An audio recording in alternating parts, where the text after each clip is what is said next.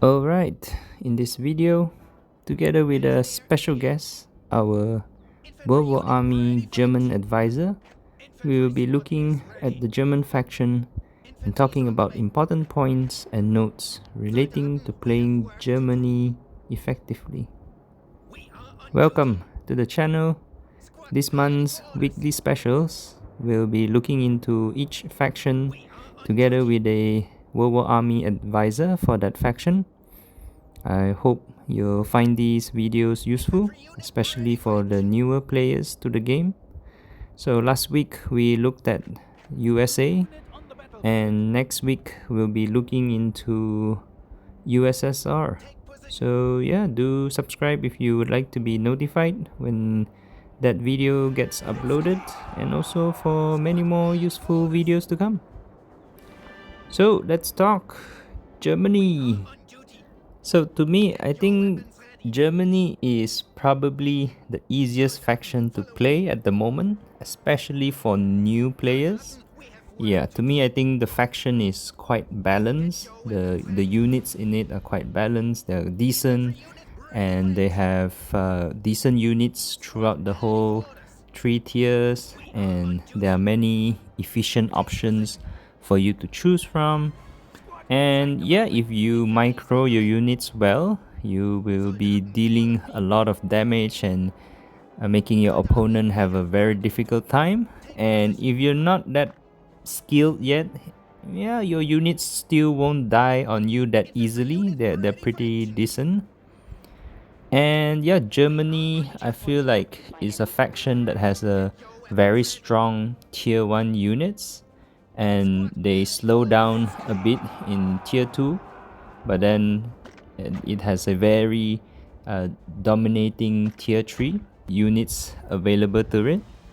And so I feel like the game style for Germany is that you want to be dominating using your tier 1 units and try to maintain map control using tier 1 units and maybe some tier 2 units, but the goal is to get tier 3 out as soon as possible.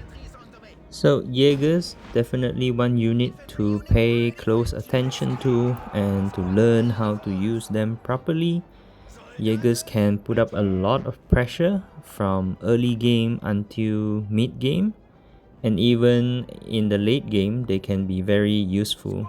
They deal decent infantry damage, and they can also do damage to light and armored vehicles and also some of the tanks. And so yeah, if you know how to use your Jaegers well, you'll be able to play more efficiently for the German faction, and this can allow you to upgrade to tier 2 and tier 3 quickly. And yeah, tier 1 for Germany have a decent engineer that is pretty good in combat, and the mortars are also good to use, and they have the longest attack range among the mortars in the game, and they do decent damage as well. And so at the ratings where I'm at, the matches that I play usually would involve having a lot of Jaegers out in the field and trying to control points and maintain a good map control while saving enough resource to pump out tier 2 and then to upgrade into tier 3. And yeah, Jaegers would most of the time be the main players in the field, and maybe supported by Panzerschreck and also maybe a Wesp, depending on how the situation dictates and how the match turns out. Most of the time, I would actually suggest for a German faction player to be more of reacting to the situation in the game rather than to be more initiated and building preemptively. So what I mean by this is, for example, to have Jaegers out in the field, and if you see opponent is dominating with a lot of infantry in the map, then yeah, you can build a Wesp to support and to try and clear and try and gain some map control. Or if opponent builds a anti-infantry tank or vehicle, then you can build a tier 2 tank destroyer, just so that you can hold off and defend long enough until you can upgrade to tier 3 and start pumping out your tier 3 tanks out. So yeah, tier 1, tier 2, maintaining map control, gaining capturing resource points and strategic points, so that you don't lose too much on victory points. But then yeah, you don't have to be too aggressive, don't have to be pushing towards opponent's base. It's more, to me, it's when I hit tier 3, that's when yeah, you can go all out and pushing towards opponent's base, or aggressively attacking your opponent, and etc. Because in tier 3, Germany has a lot of good tanks. You have a tank for sniping tanks, you have a bombardment type of tank, you have a chunky tank, you want a fast tank, you want spammable tanks. Germany have you covered, so you can pick and choose what kind of game style you want to be playing. And yeah, I think one more point that I would like to suggest is to maybe pay more attention to playing with tanks rather than relying on light vehicles or armored vehicles. In higher ratings play, seldom you will see a skilled German player will be using armored or light vehicle. They're still okay, it's just that it is not the most efficient way of playing Germany in my opinion. And yeah, I think there will be more points that will be shared by our German advisor, the Eternal NG. Welcome. Thank you for having me on, Chasao. Hello, my name's TheEternalEngi, or just NG. I'm a German advisor on the Warlords Army's Discord, and I've been playing the game since it came out in July. I originally come from the Command & Conquer's Rivals community. By the way, shout out to the Generations Alliance for that. And yeah, here's my advice for the German faction. So to sum up Germany in a few words, it's just don't die, don't die. But more specifically, you don't want your troops to die. Your troops are more expensive, they take longer to come back from the cooldown. So when your troops die, it's just going to hurt you a lot more. You have to play a lot more defensive when you're playing Germany. And that also goes for their vehicles. They have more artillery and self-propelled guns than they do actual medium and light tanks. So from tier 1 to tier 2, most of the game you'll be spending just positioning your artillery in the back line and having your infantry move forward. It's like World War I suppose. But the main idea is that you want to use your infantry to scout the enemy, to make sure they're in range, and then have your artillery just smash them completely. Most won't even expect it, and it's hard to come back. It's hard to anticipate it if they don't have their troops prepared. There are about 3 units you always want to have you.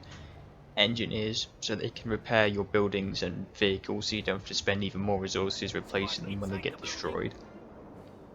Jaegers, who are just very strong infantry, they can move about rather quickly, and with Blitzkrieg they are just deadly against listing posts and other infantry.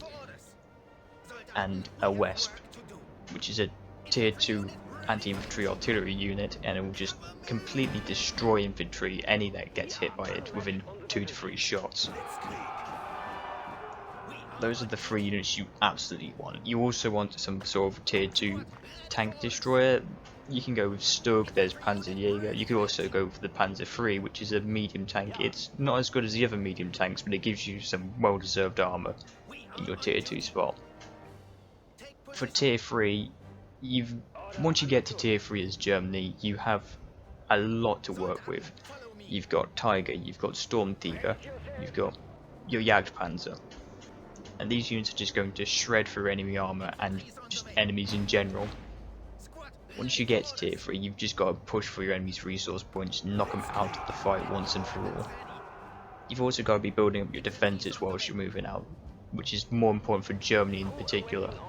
For Russia and USA, you can just throw units at your opponent until they just go away, but for Germany you can't do that. You've got to make sure your listening posts have anti-tank rifles, you've got to make sure you've got bunkers on your control points, and just make sure everything is in perfect shape. If there was something I could tell myself when I started playing this game as Germany, the first thing you gotta learn is positioning for your artillery. You gotta learn which spots are the best to place them and what they cover. Once you've learnt this, you can easily cover control points, cover flank routes, choke points, and make it hard for your opponent to approach you whilst you are safe and sound, say near your base or in halfway of the map. You gotta think of stuff like, for example, on 3 bridges. Each of the bridges is their own choke point, and your opponent's going to try and go over all of them. You gotta make sure you have those. You gotta make sure to know where you've got to put your artillery so it can peek through the houses to shoot at the opponent and just kill their unit simply. Another thing I've got to recommend for new players, just in factions in general, you've got to experiment. Like I could say which units are good, which are bad, which are mediocre. Someone else is going to say these different units are good, bad, and whatever. But if you don't test it out yourself, you'll never know why, and you'll never get your own point of view on things. Like a unit that I've always seen potential in is the Panzer IV. It's a tier 2 tank in tier 3 territory, and it could easily be replaced by itself since it only has a 6-second cooldown. But it's just very difficult to find a place where tier 2 tank is needed when you've got the Tiger or the Storm Tiger. But I'm sure if, say, one of you guys was to find out, to experiment, maybe you could find a place for this, so Roll Widget could fulfill an effective way to use it. I prefer Germany over the other factions because I've always been a defensive player when it comes to playing games. I always like building up some sort of fortress and watching people just run at it and then get torn apart. And Germany has got a lot of that aspect. You look at its abilities. You've got Blitzkrieg, which allows you to rush out in the battlefield. You're dealing a lot of damage. It increases the damage and movement speed of your units, which allows them to just cut into your enemy. It allows your artillery to just hit them hard and take out some units in a single shot, just like that. You've got reinforcements, which it degrades as you get further up the ladder, but it gives you that sudden reinforcements. It lets you go above your pop cap, which means you've just got a sudden advantage over your opponent, which they couldn't get themselves. And you've also got defensive artillery, which is a bit of a hard. It's actually, I think, one of the worst ultimate abilities there are for the nations, but it's still very good because it allows you to hold your points. It covers all your ground, and if your opponent's making a rush for your base, well, they've just got to go through all of these bloody points, get shelled along the way, and they'll lose about half their health before they even get to your base. There you have it, our German advisor, the EternalEngi. Thank you very much for doing this and for all the points. And for all the viewers, if you are not on Discord already, to make sure to join us there. We are very active there, and remember to like the video if you find it useful, and yeah, subscribe for more of this kind of videos. And don't forget to catch our next video on USSR that will be coming out next week. And yeah, see you in the next one. Bye.